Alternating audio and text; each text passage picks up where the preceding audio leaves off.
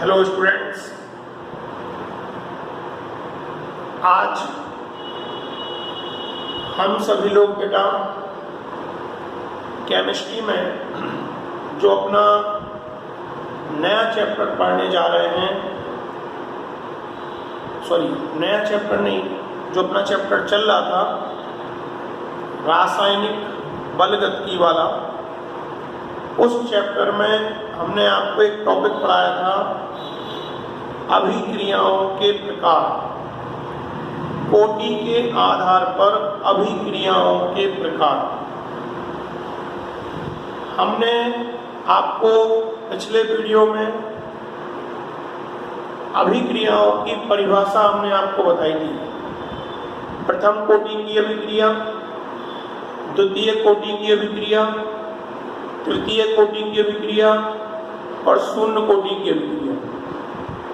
आज हम तुम लोगों को बेटा उन सब की प्रॉपर्टीज बता रहे हैं।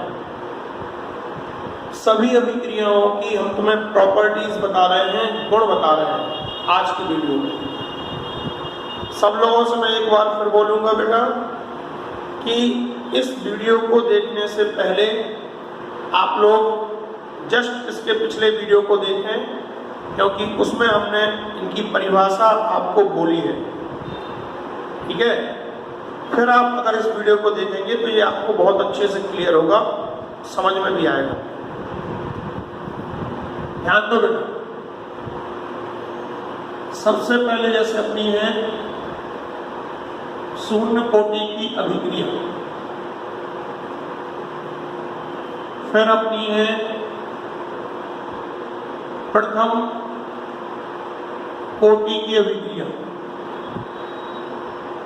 फिर अपनी है द्वितीय कोटि की अभिक्रिया और फिर अपनी है बेटा तृतीय कोटि की अभिक्रिया।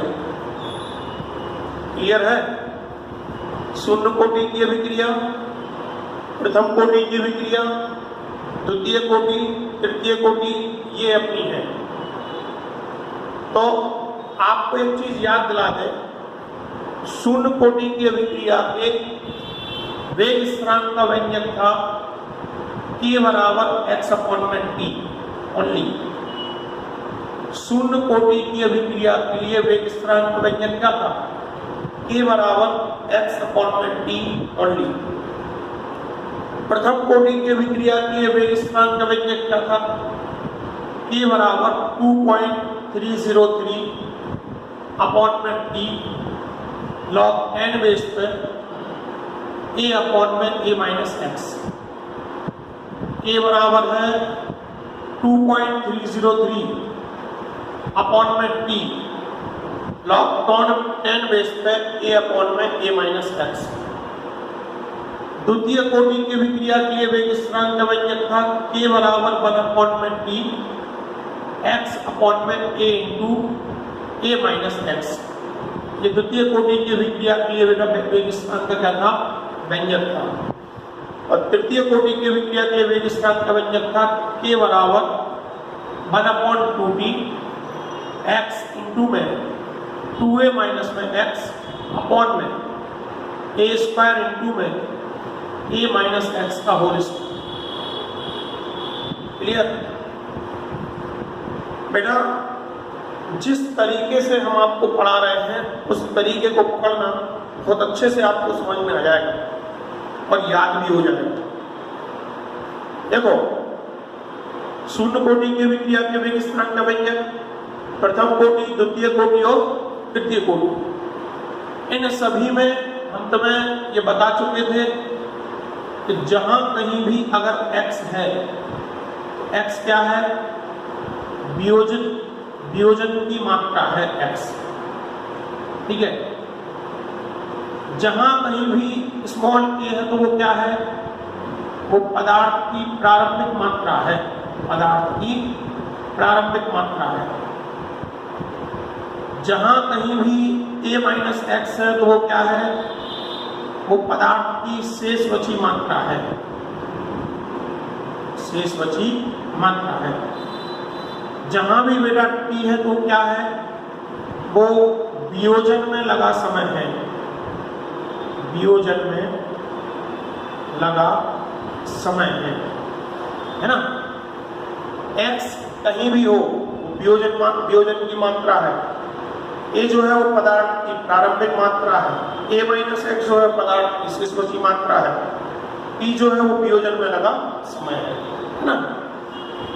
ध्यान देना। अब जैसे अगर अपन बोले तो हम पहला गुण ये बोलेंगे कि शून्य कोटि की अभिक्रियाएं अपने वेग समीकरण का पूर्णतः पालन करती हैं। क्या है पहला पॉइंट? शून्य कोटि की अभिक्रियाएं अपने वेग समीकरण का पूर्णतः पालन करती हैं। ऐसे ही बेटा इसमें बोलेंगे प्रथम कोटि की अभिक्रियाएं अपने वेग समीकरण का पूर्णतः पालन करती हैं।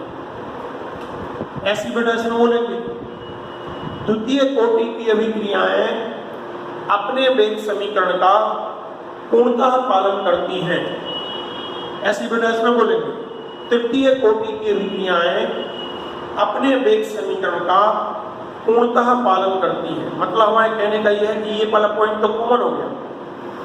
आप ये कह सकते हो प्रथम कोटि की अभिक्रिया अपने वेग समीकरण का पूर्णतः पालन करती है, द्वितीय कोटि की अभिक्रिया अपने वेग समीकरण का पूर्णतः पालन करती है, तृतीय कोटि की अभिक्रिया अपने वेग समीकरण का पूर्णतः पालन करती है, शून्य कोटि की अभिक्रिया अपने वेग समीकरण का पूर्णतः पालन करती है। पहला पॉइंट सभी में कॉमन हो गया। क्लियर है? नेक्स्ट आगे देखो दूसरा पॉइंट। बेटा जो शून्य कोटि की अभिक्रियाएं हैं, शून्य कोटि की अभिक्रियाएं ये सदैव अपनी पूर्णतः की अवस्था को प्राप्त करती हैं। शून्य कोटि की जो अभिक्रियाएं हैं ये सदैव अपनी पूर्णतः की अवस्था को प्राप्त करती हैं, पूर्णतः की अवस्था को, और सदैव एक निश्चित समय में पूर्ण होती है, और सदैव एक निश्चित समय में क्या होती है? पूर्ण होती है। आई बात समझ में? जो शून्य कोटि की अभिक्रियाएं हैं बेटा ये सदैव अपनी पूर्णता की अवस्था को प्राप्त करती है और सदैव एक निश्चित समय में क्या हो जाती है? पूर्ण हो जाती है। प्रथम कोटि की अभिक्रिया पूर्णता की अवस्था को प्राप्त नहीं करती है। क्या? प्रथम कोटि की अभिक्रिया कभी भी अपनी पूर्णता की अवस्था को प्राप्त नहीं करती है। ये अभिक्रियाएं अनंत काल तक चलती हैं। कब तक चलती हैं? अनंत काल तक ये अभिक्रियाएं क्या होती हैं? चलती हैं। हमारी बात समझ में? ये अभिक्रियाएं जो है प्रथम कोटि की अभिक्रियाएं ये कभी भी अपनी पूर्णता की अवस्था को प्राप्त नहीं करती। ये अभिक्रियाएं अनंत काल तक क्या होती हैं? चलती रहती हैं। सेम पॉइंट बोलना है बेटा द्वितीय कोटि में। द्वितीय कोटि की अभिक्रियाएं भी कभी भी अपनी पूर्णता की अवस्था को प्राप्त नहीं करती। ये अभिक्रियाएं भी बेटा अनंत काल तक लगातार क्या होती हैं? चलती रहती हैं। तृतीय कोटि की जो अभिक्रियाएं हैं ये भी कभी अपनी पूर्णता की अवस्था को प्राप्त नहीं करती और ये अभिक्रियाएं अनंत काल तक लगातार क्या होती हैं? चलती रहती हैं। मतलब ये वाला पॉइंट इन तीनों रिएक्शन में कॉमन हो गया। प्रथम कोटि, द्वितीय कोटि और तृतीय कोटि, ये तीनों अभिक्रियाएं कभी भी अपनी पूर्णता की अवस्था को प्राप्त नहीं करती बेटा, और ये अभिक्रियाएं बेटा अनंत काल तक लगातार क्या होती हैं? चलती रहती हैं। क्लियर है? केवल शून्य कोटि की अभिक्रिया ऐसी है जो सदैव अपनी पूर्णता की अवस्था को प्राप्त करती है और एक निश्चित समय में क्या हो जाती है? पूर्ण हो जाती है। क्लियर है? ठीक। नेक्स्ट, शून्य कोटि की जो अभिक्रियाएं हैं, शून्य कोटि की अभिक्रियाएं हमें पता है इन अभिक्रियाओं का वेग इनमें भाग लेने वाले अभिकारक की 0 घात में सांद्रता की क्या होता है, अनुक्रमानुपाती होता है। शून्य कोटि की अभिक्रियाओं का जो वेग है बेटा dx/dt, वह इनमें भाग लेने वाले अभिकारक की 0 घात में सांद्रता की क्या होता है, अनुक्रमानुपाती होता है। मतलब कहने का यह है कि यह अभिकारक की सांद्रता पर निर्भर नहीं करता, केवल शून्य कोटि की अभिक्रियाओं में अभिक्रिया का वेग अभिक्रिया में भाग लेने वाले अभिकारकों की सांद्रता पर निर्भर नहीं करता। समझना बात को। अगर ऐसा है, अगर हम इन अभिक्रियाओं में भाग लेने वाले अभिकारक की सांद्रता को m गुना बढ़ा दें, कितने गुना बढ़ा दें, m गुना, तो अभिक्रिया के वेग पर कोई प्रभाव नहीं पड़ेगा। भैया क्या है, शून्य कोटि की अभिक्रियाओं का वेग अभिक्रिया में भाग लेने वाले अभिकारक की सांद्रता पर निर्भर ही नहीं करता। अगर आप अभिकारक की सांद्रता को m गुना करोगे, m गुना, तो अभिक्रिया के वेग पर कोई प्रभाव नहीं पड़ेगा। तो अभिक्रिया के वेग पर बेटा कोई प्रभाव नहीं पड़ेगा। क्लियर है। जो प्रथम कोटि की अभिक्रियाएं हैं, इन अभिक्रियाओं का जो वेग होता है वो इनमें भाग लेने वाले अभिकारक की प्रथम घात में सांद्रता के अनुक्रमानुपाती होता है। प्रथम घात में सांद्रता। अगर अपन इन अभिक्रियाओं में भाग लेने वाले अभिकारक की सांद्रता को m गुना बढ़ा देंगे, कितने गुना कर देंगे, m गुना। ठीक है, हमने अभिकारक की सांद्रता को m गुना कर दिया, तो अभिक्रिया का जो वेग है वह भी कितना बढ़ जाएगा, वह भी m गुना बढ़ जाएगा। ठीक है, प्रथम कोटि की अभिक्रियाओं में भाग लेने वाले अभिकारक की सांद्रता को यदि m गुना बढ़ा दिया जाए तो अभिक्रिया का जो वेग है बेटा वह भी m गुना क्या हो जाएगा, बढ़ जाएगा। तो अभिक्रिया का वेग भी कितने गुना बढ़ेगा, m गुना बढ़ेगा। द्वितीय कोटि की जो अभिक्रियाएं होती हैं, इन अभिक्रियाओं का जो वेग है इनमें भाग लेने वाले अभिकारक की द्वितीय घात में सांद्रता की क्या होता है, अनुक्रमानुपाती होता है। अगर ऐसा है तो बोलो, अगर इन अभिक्रियाओं में भाग लेने वाले अभिकारक की सांद्रता को कितने गुना बढ़ा दें, m गुना बढ़ा दें, कितने गुना, m गुना। बोलो अभिकारक की सांद्रता तुमने m गुना कर दी, m का क्या होगा, वर्ग, m का क्या होगा, वर्ग। तो अभिक्रिया का वेग कितने गुना बढ़ जाएगा, अभिक्रिया का वेग m² गुना बढ़ जाएगा। बात समझ में आ रही, क्लियर है भैया। अगर हम द्वितीय कोटि की अभिक्रिया में भाग ले रहे अभिकारक की सांद्रता को m गुना बढ़ा दें तो अभिक्रिया का जो वेग होगा बेटा वो m² गुना क्या हो जाएगा, बढ़ जाएगा। कितने गुना बढ़ जाएगा, m² गुना क्या हो जाएगा, बढ़ जाएगा। बोलो क्लियर है। तृतीय कोटि की अभिक्रियाओं में क्या होता है, तृतीय कोटि की अभिक्रियाओं का जो वेग है बेटा dx/dt, वह उनमें भाग लेने वाले अभिकारक की सांद्रता के 3 की घात के क्या होता है, अनुक्रमानुपाती होता है। ठीक है, अगर हम इन अभिक्रियाओं में भाग लेने वाले अभिकारक की सांद्रता को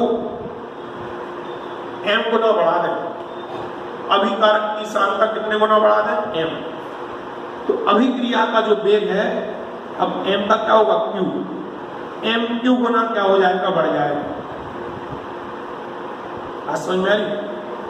तो तीसरा पॉइंट इस तरीके से आप बना सकते हो कि शून्य कोटि की अभिक्रिया का जो वेग है वो अभिकारक की सांद्रता पर निर्भर नहीं करता।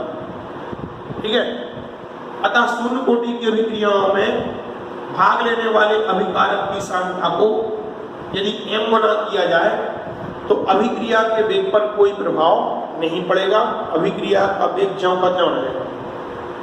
प्रथम कोटि की अभिक्रिया में भाग लेने वाले अभिकारक की सांद्रता को अगर m गुना कर दिया जाए तो अभिक्रिया का जो वेग है वह भी बेटा कितना हो जाएगा, m गुना हो जाएगा। द्वितीय कोटि की अभिक्रिया में भाग लेने वाले अभिकारक की सांद्रता को यदि m गुना बढ़ा दिया जाए तो अभिक्रिया का जो वेग है बेटा वो m स्क्वायर गुना हो जाएगा। तृतीय कोटि की अभिक्रिया में भाग लेने वाले अभिकारक की सांद्रता को यदि m गुना बढ़ा दिया जाए तो अभिक्रिया का जो वेग है बेटा वो m क्यू गुना क्या हो जाएगा, बढ़ जाएगा। m क्यू गुना क्या हो जाएगा, बढ़ जाएगा। बोलो पहले तीनों पॉइंट आपको समझ में आ गए। जैसे प्रथम कोटि की अभिक्रिया की हम बात करें तो आप लिखोगे प्रथम कोटि की अभिक्रियाएं अपने वेग समीकरण का पूर्णतः पालन करती हैं, पहला पॉइंट। दूसरा पॉइंट, प्रथम कोटि की अभिक्रियाएं कभी भी अपनी पूर्णतः की अवस्था को प्राप्त नहीं करती, अर्थात ये अनंत काल तक लगातार क्या होती है, चलती रहती है। प्रथम कोटि की अभिक्रियाओं में भाग लेने वाले अभिकारक की सांद्रता यदि m गुना बढ़ा दी जाए तो अभिक्रिया का वेग भी जो है वो m गुना क्या हो जाता है, बढ़ जाता है। आपको समझ में आया? ये था अपना कौन सा पॉइंट, तीन पॉइंट। चौथे पॉइंट की अगर अपन बात करें, चौथे पॉइंट की,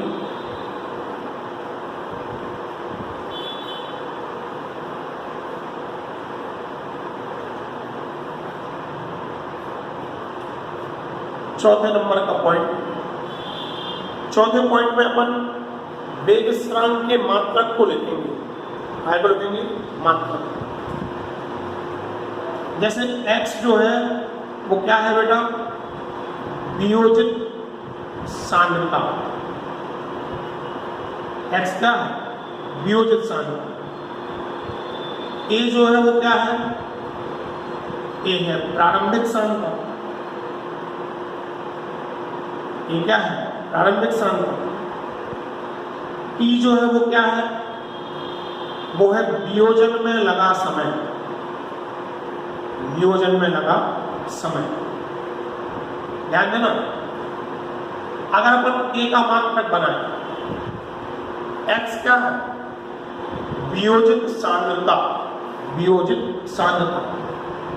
सांद्रता का मात्रक क्या होता है, सांद्रता का मात्रक होता है मोल प्रति लीटर। क्या होता है, मोल प्रति लीटर। तो x का मात्रक होगा मोल प्रति लीटर। T क्या है, T है वियोजन में लगा समय। समय का मात्रक आप सेकंड ले सकते हो, मिनट ले सकते हो, घंटा ले सकते हो, वर्ष ले सकते हो।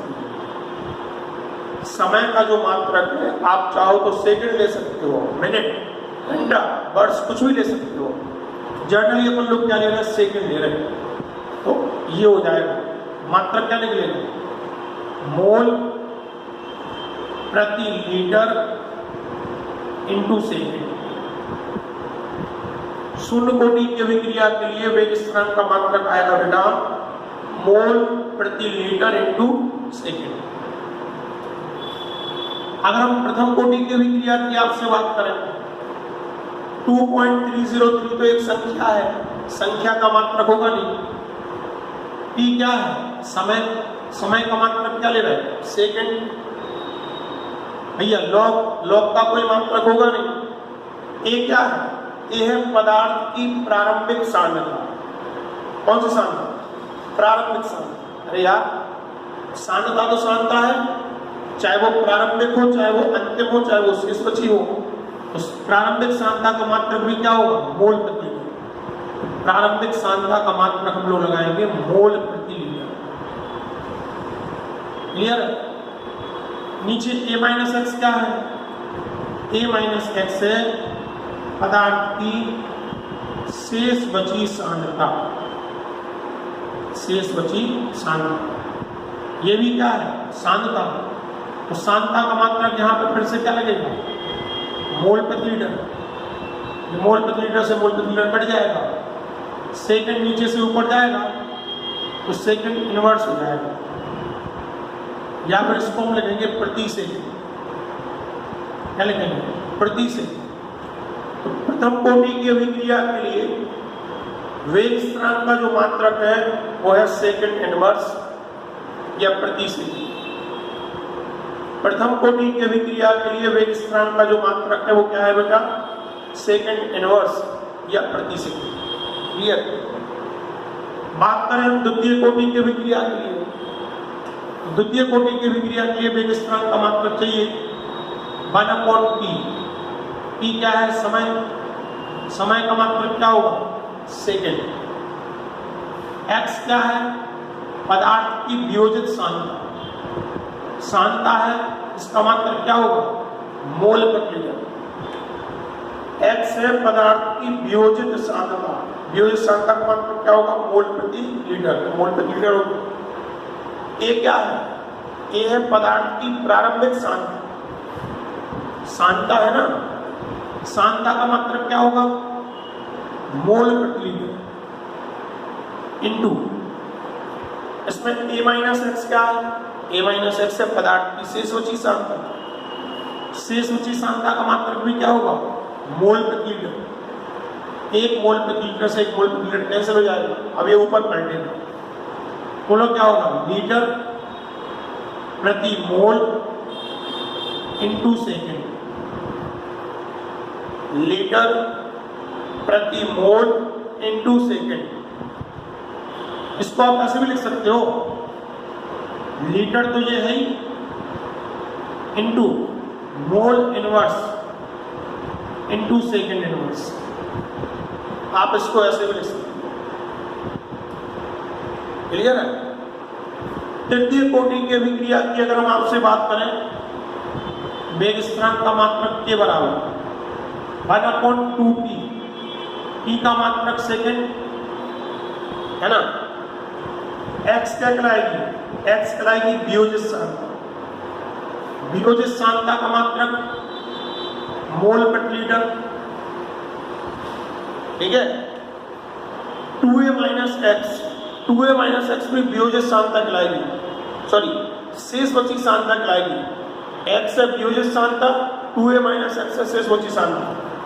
सांद्रता है तो इसका ही मात्रक क्या आएगा? मोल प्रति लीटर पूरे के बटे। a क्या है? a है प्रारंभिक सांद्रता। प्रारंभिक सांद्रता का मात्रक मोल प्रति लीटर। इसका वर्ग करेंगे क्योंकि a का वर्ग हो रहा है। ठीक है? a माइनस एक्स शेषवची सांद्रता है, इसका मात्रक भी होगा मोल प्रति लीटर। इसका भी हम लोग वर्ग करेंगे, ये वर्ग होगा। इसको कैंसिल कर दो, ये पूरा काट दिया। मोल प्रति लीटर का स्क्वायर होगा तो mole square litre square, litre square जाएगा ऊपर। इसके मात्रक क्या हो जाएगा? लीटर स्क्वायर प्रति मोल स्क्वायर इंटू सेकेंड, या फिर लीटर स्क्वायर इंटू मोल की पावर -2 इंटू सेकेंड, सेकेंड की पावर माइनस के बराबर। तो ये आपके चारों अभिक्रियाओं किस तरीके से मात्रक निकलाएंगे। शून्य कोटि की अभिक्रिया के लिए वेग स्थिरांक का मात्रक है मोल प्रति लीटर इंटू सेकेंड। प्रथम कोटि की अभिक्रिया के लिए वेग स्थिरांक का मात्रक है सेकेंड इनवर्स या प्रति सेकेंड। द्वितीय कोटि की अभिक्रिया के लिए वेग स्थिरांक का मात्रक है लीटर प्रति मोल इंटू सेकेंड। लीटर प्रति मोल इंटू सेकेंड। और तृतीय कोटि की अभिक्रिया के लिए वेग स्थिरांक का मात्रक है लीटर स्क्वायर प्रति मोल स्क्वायर इंटू सेकेंड। बोलो क्लियर है क्या? अच्छा, आगे देखें।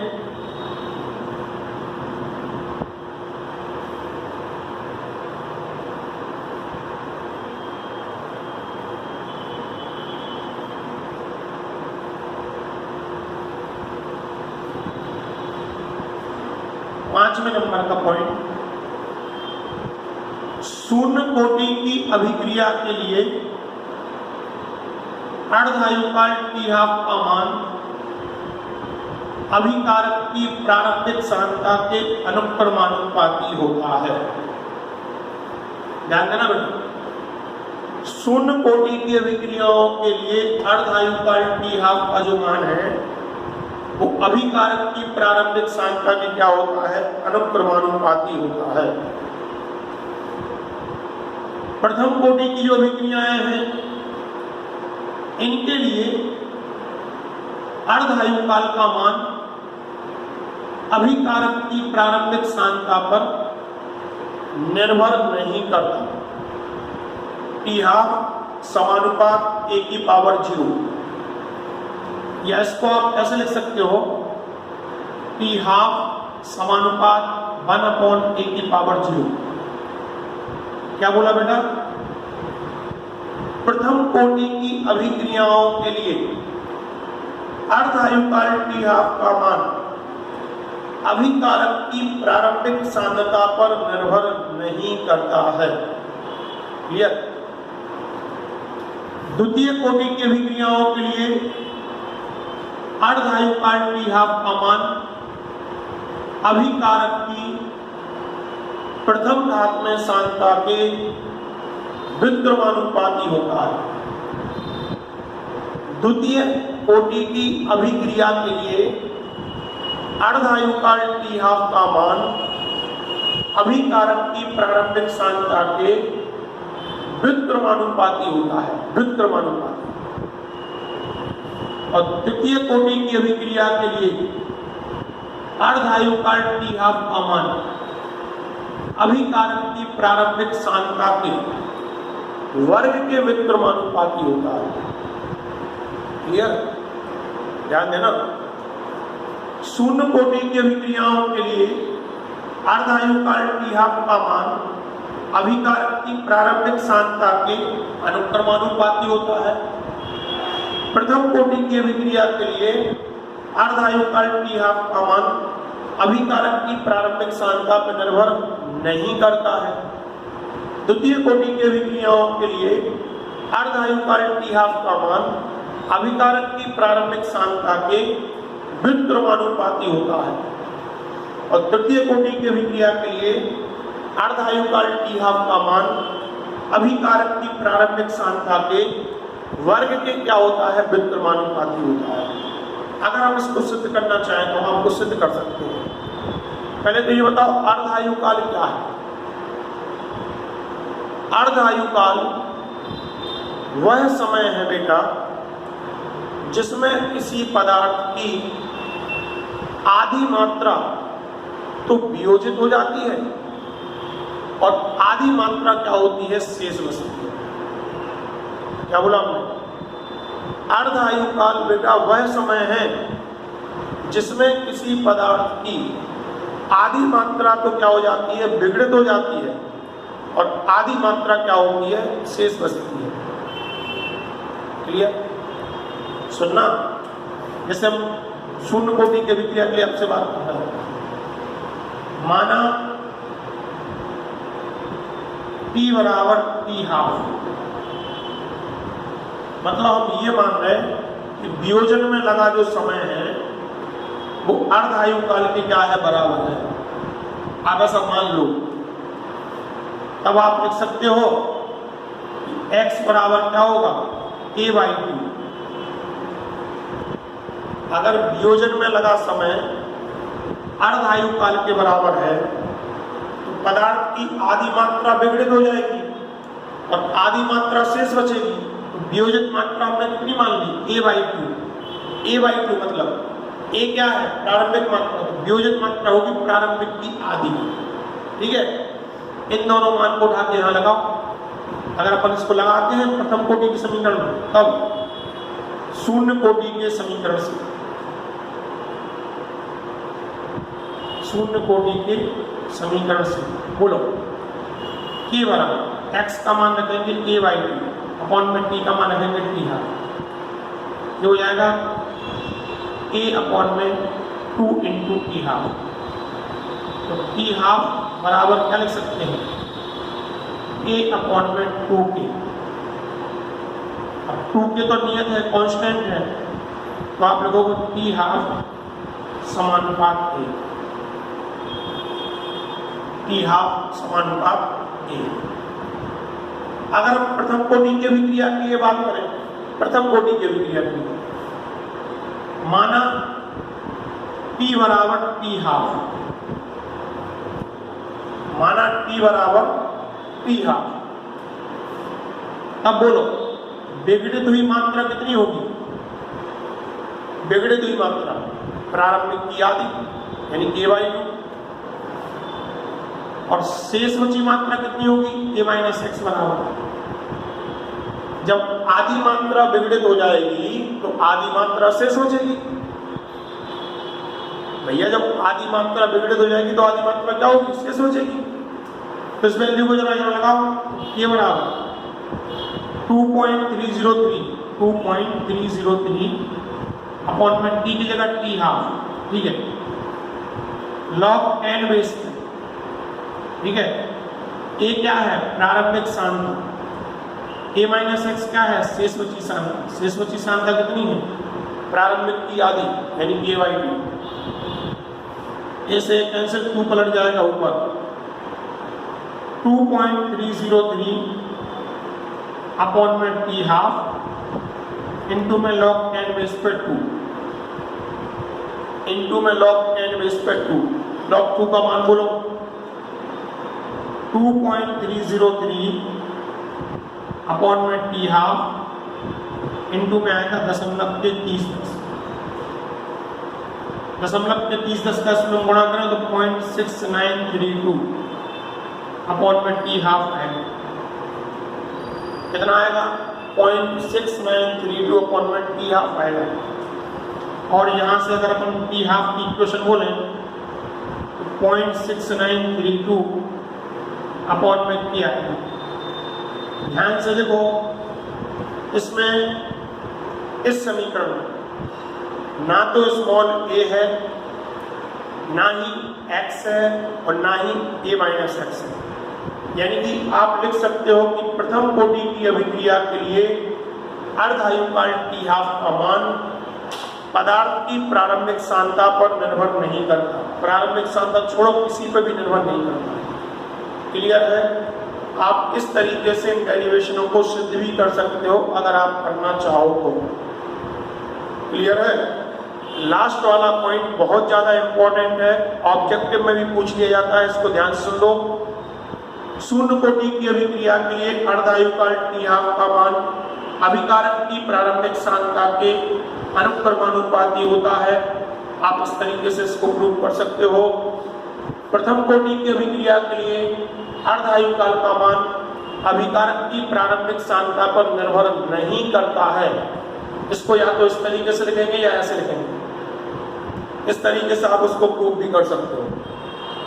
द्वितीय कोटि की अभिक्रिया के लिए अर्धायुकाल t हाफ का मान अभिकारक की प्रारंभिक सांद्रता के व्युत्क्रमानुपाती होता है। तृतीय कोटि की अभिक्रिया के लिए अर्धायुकाल का मान अभिकारक की प्रारंभिक सांद्रता के वर्ग के व्युत्क्रमानुपाती होता है।